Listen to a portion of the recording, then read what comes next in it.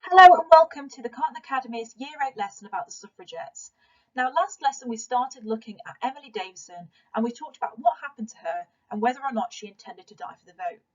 Now, you should have also already completed a starter activity about this on Teams as part of our live introduction. We're now going to make a start on this lesson. Remember, we're going to be doing a piece of extended writing today, and you will need to pause this video at times in order to complete the tasks. Remember as well that you can ask your teachers any questions throughout the lesson on Teams.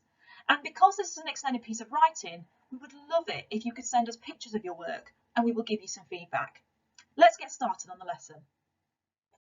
First of all, can you place this as your title on your paper or in your book, depending on whether you've got your book with you? Did Emily Davison intend to die for the vote? It is the same title as last lesson because we're still continuing to decide what our views are on this, and we're going to be doing an extended piece of writing about what we learned last lesson. So first of all, Year 8, I just wanted to give you a quick reminder of some of the key things that you need to think about before you start today's work.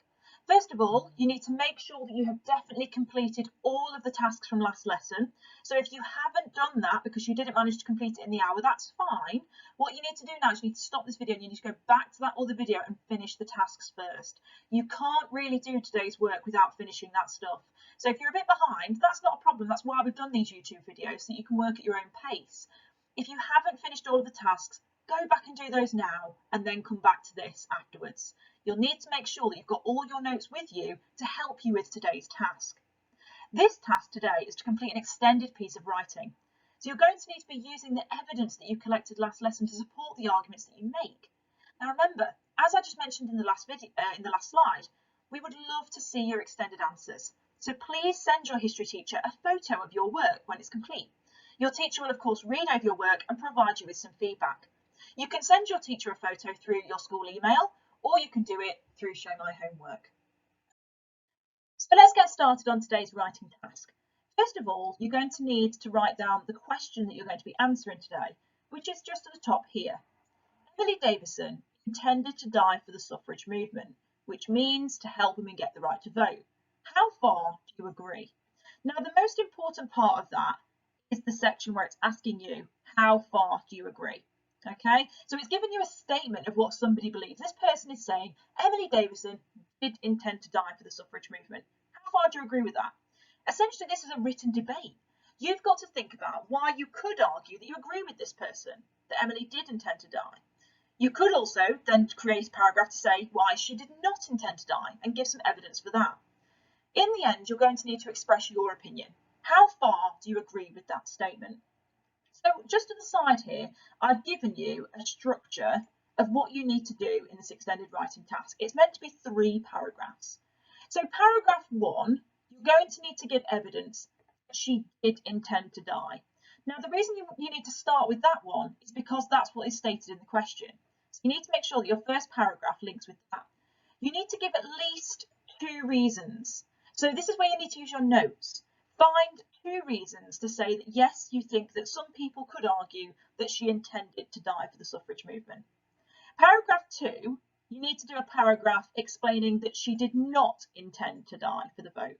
And again, you need to use at least 2 pieces of evidence to support your arguments. And again, this is where you're going to need to use your notes to help you with this. Paragraph 3 is the most important one because it's your opinion and we want to know what you think. So you need to explain your opinion. Overall, you think that Emily did intend to die for the vote. And this is where you're going to need to make sure that you explain your opinion. So you can't just say, yes, I think she did, or no, I don't think she did. You've got to tell us why you think that. And again, you can use the evidence that you've collected over the last lesson. One of the things I think is really important here, guys, is that you practice your explanation. This is a key skill that we're always working on in Key Stage 3. How to explain your arguments and make sure you're not just stating something and just giving the evidence, but you're explaining why that evidence is supportive of an argument. So what we're going to do, guys, on the next slide is I'm going to give you an example of explanation. I'm going to show you how to do it, and then you can hopefully use that as a guide to help you to develop your own explanation in this activity. Okay, Year 8, so as I just mentioned on the last slide, we're going to do an example of some explanation here together. Now, this example shows you how you can develop your answer and strengthen your arguments by explaining your evidence. This is really good practice. Remember that we're trying to develop skills here that are going to help you for the rest of your school career. So let's not rush this. Let's not, just try and do it just because we've got to do it as a task. Let's really try and think about our explanation as part of your activity. So here's an example of a point. Now, one thing obviously that you could say is well, yep, Emily Davison did not intend to die for the vote because she was carrying a return ticket from Epsom to London, and she had a ticket to a suffrage event for later that day. Now, that is what a lot of students would write down, and that's given some evidence. Fantastic. Then you've got to explain why that evidence suggests that she didn't intend to die. You can't just leave it there, because then you're just expecting somebody to work that out for themselves. You've got to explain why that evidence suggests that she didn't intend to die. And that's what this bit is here in red. This bit tells us the explanation. So I'm just going to stop and read this whole section with you first of all. So here we go.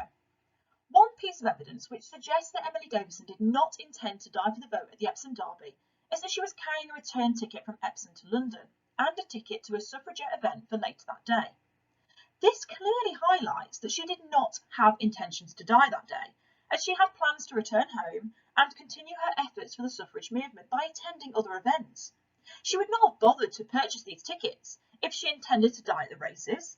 In addition, she did not only purchase the tickets, but she was also carrying them with her, which might even disprove a theory that she had a change of heart that morning. So that basically is your explanation for why this evidence clearly shows that she did not intend to die. You might be wondering, what's this bit in purple on the end? Well, the bit in purple is kind of going against what I've already said in a way. So I've then at the end kind of said, on the other hand, she may still have decided at the very last minute to become a martyr for the cause. So what I'm doing at the end there in purple is I'm recognising that although I've explained this evidence, some people might still argue differently. And that's what I've tried to do at the end there in purple. I've tried to consider other people's views and other people's interpretations. Because even though I've given this argument in red here, if this was my debate, somebody could still come back to me, couldn't they, and go, well, yeah, she might not have had a change of heart that morning, but maybe at the event at the very last minute she might have decided, actually, you know what, I've got to do this. I've got to die for the cause. So some people might say that she had a very last minute decision that she needed to become a martyr for the cause, and it was the only thing she could kind of do to help the movement. So that basically is a really great piece of skill that you could add at the end there in terms of linking what other people might argue and thinking about other interpretations. So obviously, guys, this is a kind of band-aid sort of standard for year 8, because you're giving some evidence, you're explaining your evidence, and you're considering other people's points of view. So of course, I'm not saying that you need to be able to create this straight away. It's about practicing this. Let's all try and encourage ourselves to explain every point that we make. Every time we give some evidence, let's explain why that evidence links back to our argument. And if you want to as well, have a go at doing that bit in purple at the end. Consider that actually, even though you've got an argument, you might still think about what other people might say. It's one of the great skills of a historian, is to think about the balance of arguments and to look at what different people's interpretations of events might be. I hope that example has helped you, year 8. You can use, of course, these points within your answer. I'm not saying that you now can't mention the return ticket and the suffrage event that she had in her pocket. It's important that I'm just kind of showing you exactly how you could go about explaining this point. So feel free to use some of this evidence if you'd like to. Okay, year 8, this is the final bit of help I'm going to offer you before you get started. This slide offers you a structure to follow and some sentence starters to get you going as well. So remember that this is a 3 paragraph answer, so you need to make sure you've got paragraph 1, paragraph 2 and paragraph 3. Now this structure kind of gives you a bit of guidance in terms of your points, evidence and explanation. So you don't have to use these if you don't want to, but you do need to make sure that you still do right with like point, evidence, explain, point, evidence, explain. These sentence starters just remind you to do that. Feel free to use them. Like I said, you don't have to use them, but I would recommend it if you're kind of struggling to get started or you think you might forget to do one part of the paragraph. So to begin with, I've given you a sentence starter that says that some people believe that Emily Davison did intend to die for women's rights to vote. One piece of evidence which suggests that Emily Davison did intend to die is, that's where you give your first bit of evidence. Bits in red are where you offer your explanation. So for example, once you've given your evidence, you then say, This shows she did intend to die because, and then you explain why. That tells us that she did intend to die. You give your second point. Another reason why some people believe that Emily did intend to die is, you give your second point, and again you explain why that point tells us that she did intend to die. Paragraph 2 is almost identical. This time we're arguing that she did not intend to die for the vote. So again, you give your evidence and you explain it. You give your second piece of evidence and you explain it. And that basically offers everything that you need to do really, really well with this piece of writing. Paragraph 3 is your opinion. So in this one, you need to say, in conclusion, I believe that, and you can say that she did or did not intend to die for the vote. This is where you obviously need to explain why you think that, and you need to use the evidence that you've discussed within your answer.